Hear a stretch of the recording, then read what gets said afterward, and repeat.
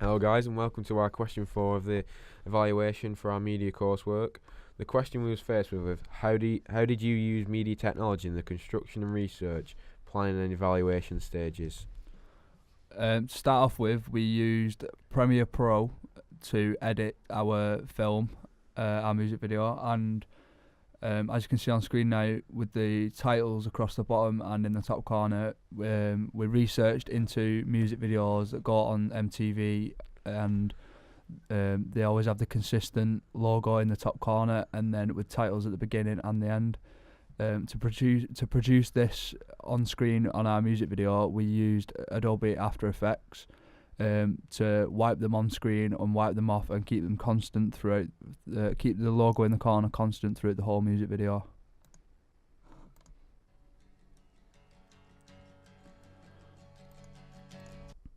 To film this, we used the college studio, and we did research into other music videos, where we found that most music videos that we looked into have shots of the artist playing the song along with singing it, and then we had some storyline with it. So as you can see on screen is Chris there in the studio being like the artist that we kind of researched into. Yeah, from our research we found that a nice balance of live playing and the storyline worked well. That's what we found from doing the questionnaire, which worked really well with our music video, and we found that the combination of After Effects and Premiere Pro worked really well. They went together nicely, and worked really well for these titles.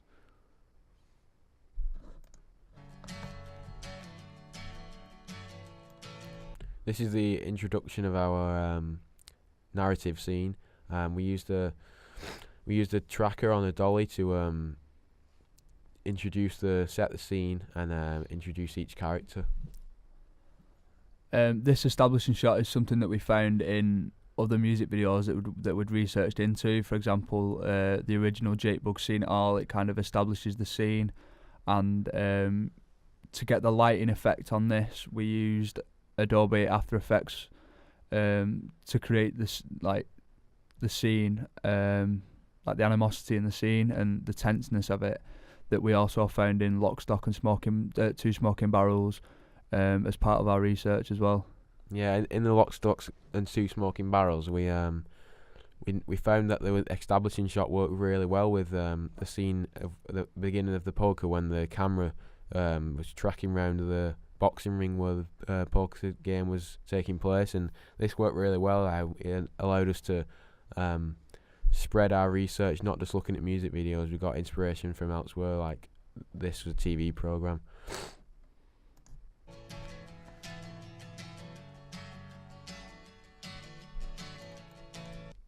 From our research also, in the studio we found that a lot of indie artists in the music video use a 3-point lighting system. This worked really well in our studio scene as we went for the grungy style. One Friday night I took a pill, or maybe two, down at the car park house We found when filming the artist shots that from our research, there are plenty of different cuts just of the artist, and for this we used the mixing desk at college in order to gain like 3 different points of view of our artist, like one closer up, one of like just the instrument, and then one of a long shot to establish like the artist is still there and still playing the song and singing along with it. We used Premiere Pro to like edit all of this together. It was quite easy and quite effective.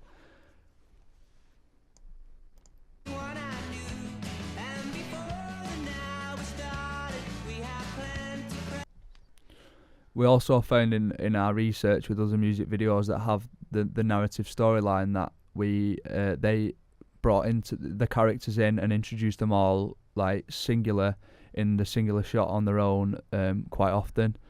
That's something we incorporated into ours by like with the use of Adobe Premiere Pro. using the quick cuts to follow on from the fast pacedness of the actual music video itself.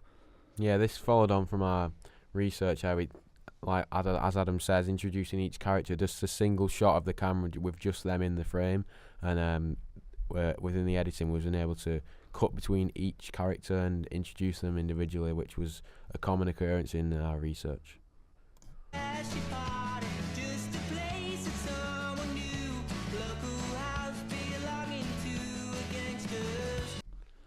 As you've just seen then on screen, we used the jump cut to pass the time. We also found this in our research, the fact that it moves, because in music videos it's not like a full length feature film, you've got a short space of time. We used the jump cut also in Premiere Pro to help move along the scene and like help with the narrative structure.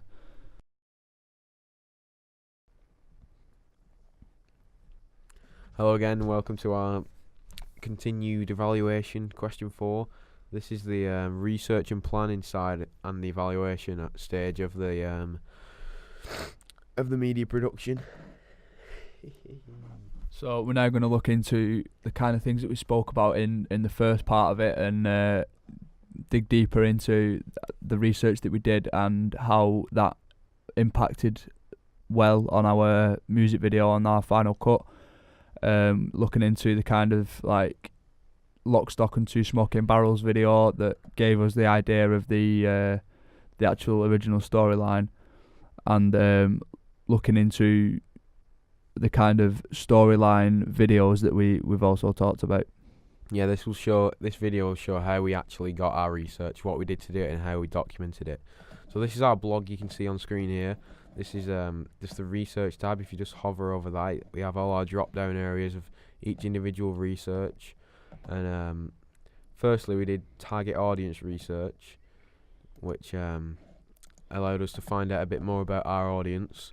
For this, we did a questionnaire asking questions about our audience, what they prefer, how often they listen to music, etc., etc. This gave us the kind of feel that a lot of people that we asked are into the kind of Jake Bugg indie kind of side of music, and they listen to our artist on a regular basis. Yeah, from this we was be able to put our results into graphs and give us a clear visual of what people preferred. And from this, as you can see, we've got a summary and a conclusion of what we found out our audience was like. And here we've made a brief profile of our ideal audience. This is Connor, who's 18. He's a full-time student who also runs a part-time job, listens to indie music daily. This is the kind of audience we was looking into. Further research, like I said, we looked into TV channels and the kind of MTV shows where they put on indie music like all day every day, which gave us the idea of the logo in the top corner, as you can see on screen there, the MTV with the two. We was kind of aiming for that kind of thing on MTV2, where they play more like indie music rather than like chart music.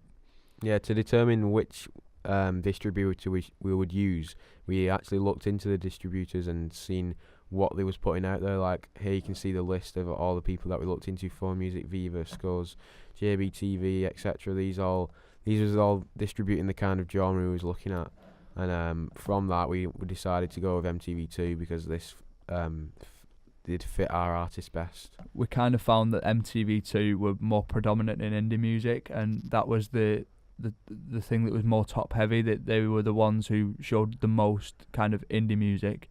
Kerrang is more like heavy rock, as is Scuzz.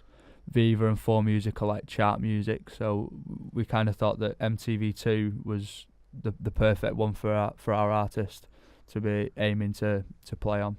Yeah, MTV2 was best suited, and that's what we went for. Next, we looked into record labels to help feature on our magazine. Just keep going. Next, we looked at record labels which would help feature on our album cover and track list in the digipack. we looked at our artist source if we determined Jake Bugg. We looked at which label he was under, and we found it was Virgin EMI Records.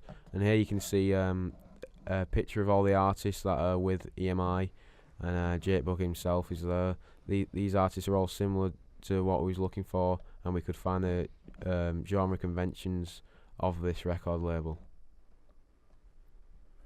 Yeah, I mean, EMI Records had predominantly more like indie artists, but also, as you can see there, with like Jake Bugg and Bastille, but they also like venture into other areas of music, but in us venturing into the other sides of music, we all, that's where we found like our idea as well, to have both artist and storyline in our music video.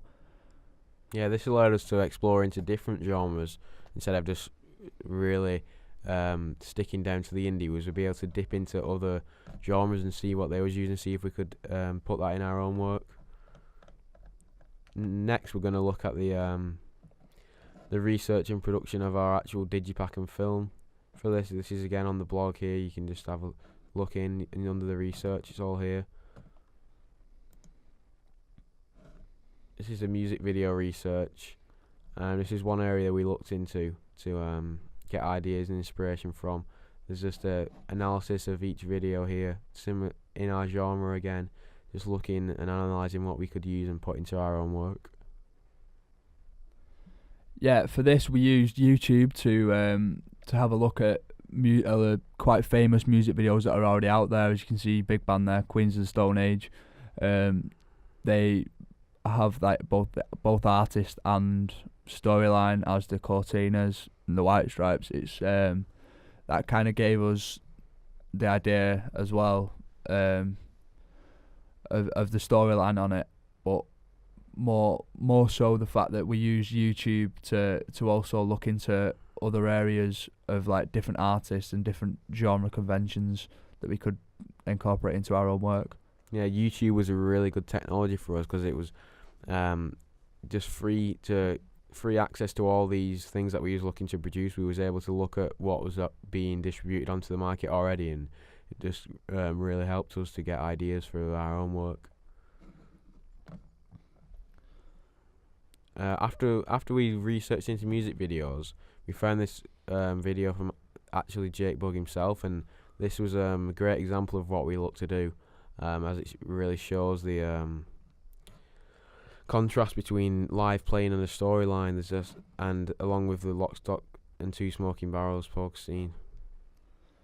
Yeah, this Lock, Stock and Two Smoking Barrels polka scene was, I think, key to our production work, as this gave us a lot of ideas into like how to shoot the film with the cameras and how to set up the actual scene, and it gave us that the idea of the kind of tense feeling of a high like intensity poker game. I think that worked really well in our production work. Yeah, this showed us a variety of shots used, and like we used the tracking shot to establish the scene, and the close-ups, as you can see here on the face when during the poker game, really get the expressions across. We're now going to dive into some of the digipack research, along with actually showing you the digipack work that we did. As you can see there, Gorillaz, they had like 4 images of the artists, because Gorillaz are like an animated band made up of four digital characters, as well as the Biffy Clyro. They had like a bit of like a tree kind of scene. We've incorporated that into our work as well.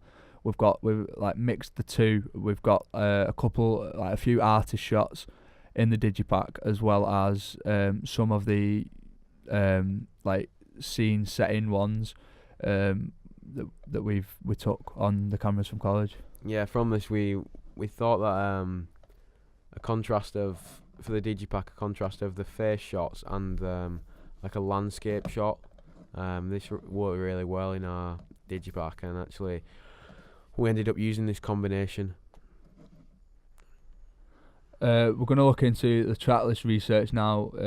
As you can see on screen, we used the landscape shot that Chris has just spoke about on the back of our album cover to use to put the track list on, and we thought it was really effective research because we found that mostly on the back of the album cover with the track lists, there are rarely any artist shots. It's all kind of scene setting, as though like they wanted to set a scene with the track list.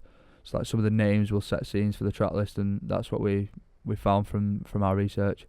Yeah, this research really shows the simplicity of a track list. As you can see here on these pictures, they're really really simple designs, like just either a plain coloured background or like a landscape sort of background. This worked well, and this is what we ended up using in ours, along with the record label and the barcodes in. We use this to produce our work. We're now going to have a look at the Digipack stuff itself and the poster, as well as the poster research. I think that a lot of the research played key into this because this is the promotional poster research we saw there. What did you expect from the vaccines? There was not much. There's no artist on that. But then if we drop down a little bit, Ben Howard, there's the artist himself there on the left. That's been like graphically changed. But we kind of went with the idea at the bottom with the Michael Jackson thing, with the actual artist, but with other images incorporated in it. We tried to put our own twist on things with our artist, with Chris acting it as the artist, and using a lot of other photos that we already, well, A, already had, and B, that we'd like took to add more to it. Yeah, this again relates to how we didn't just narrow our research into just what we wanted to do, like just music videos, just promotion posters. This is actually from the film. This is it about Michael Jackson, and this is what they used for the film, and we thought that this worked really well, and we could interpret this from the film industry into the music industry that we wanted to do, and this worked really well for us. We'll just show you now the what we created for the Digipack promo poster in the end. For the Digipack, we used the software Adobe Photoshop, and we found this was really good because with the Digipack and the poster, we could add layers on it to kind of like put our own twist on our album cover, to try and shy away from the originality of Jake Bugg, but then you incorporating that and making our own poster and images. As you can see on screen, we took many photos to incorporate into it. Yeah, here you can see the first draft of the promo poster, which we took ideas from elsewhere. As you can see, like the graphically editors, as Adam said before about the Ben Howard, this was a feature in our work, but we thought this didn't work too well as we've researched more, and we had all these pictures from previous. We thought we could combine these, and this is what we did here. As it says in the text, we got this one picture here of the artist, and then blended them into this background shot that was taken outside, and this is what came out. We went through many drafts of adding text and layers, colours, all in Photoshop, just seeing what worked best for us. Here you can see the evidence of what we've been doing. Photoshop again played pivotal in the success of our final draft, as you can now see on screen. I think that if we didn't have the technology of Photoshop, we wouldn't have got the quality and like the different colours and the different ideas. The ideas that we got from our research, we wouldn't have been able to incorporate them and make a well structured piece like we have done without Photoshop. So I think that also proved key with regard to the digital media kind of side of things. Yeah, this helped keep the product realistic and similar to what was being produced. We could Photoshop and helped us produce a professional piece instead of the one that would not be considered in the upmarket. Now we're going to move on to the evaluation questions and show the technologies that we use in here. For the first question, we decided to do a radio broadcast, similar to what we're doing now without any visual. It was we just split the question up into 6 areas and discussed each one in this file here. You can just click to play. For this, we used the media technology Audacity, and this worked really well because we could cut through different bits that we thought weren't working as well, and we could revisit the questions. So that also proved key into our evaluation questions. Yeah, for the next question, we used the technology Powtoon. This worked really well for us. As I'll just give you a quick preview of that. This worked really well as it was really creative and different. It just allowed us to put the questions and split it up into different areas. As you can see, it just comes on really nicely and clear. Just splits the questions up into different areas, and it's really clear. This works really well. This was effective because it gave us, again, like we wanted to incorporate in our music video, our own twist on things, going right the way through from the production work to the evaluation of it. I think this was good because it kind of gave us a different side to answering questions and a different way of putting it all on screen for the viewer to see it. Yeah, we didn't want it all to just be really repetitive and the same, so that worked really well. For question 3, we used Adobe Premiere Pro, and we got one of our target audience feedback people to take up the video and talk again through what they thought of our first draft and how our work, gave feedback on the work and how we could improve, what needed improving, what was good, what went well, and what didn't go so well.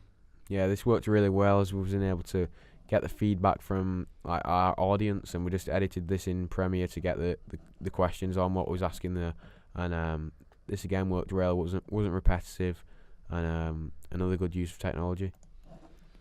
And for question 4, the one we're doing now, we are using QuickTime Player to record the screencast and to talk to you guys and talk you through our evaluation question.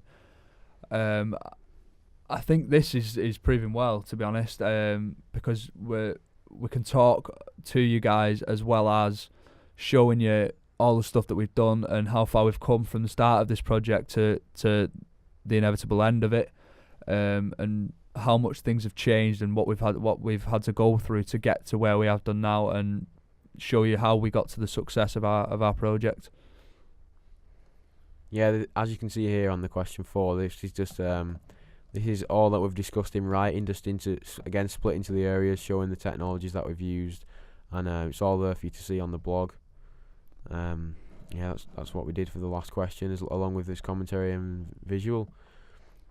And thanks for listening, guys. Cheers.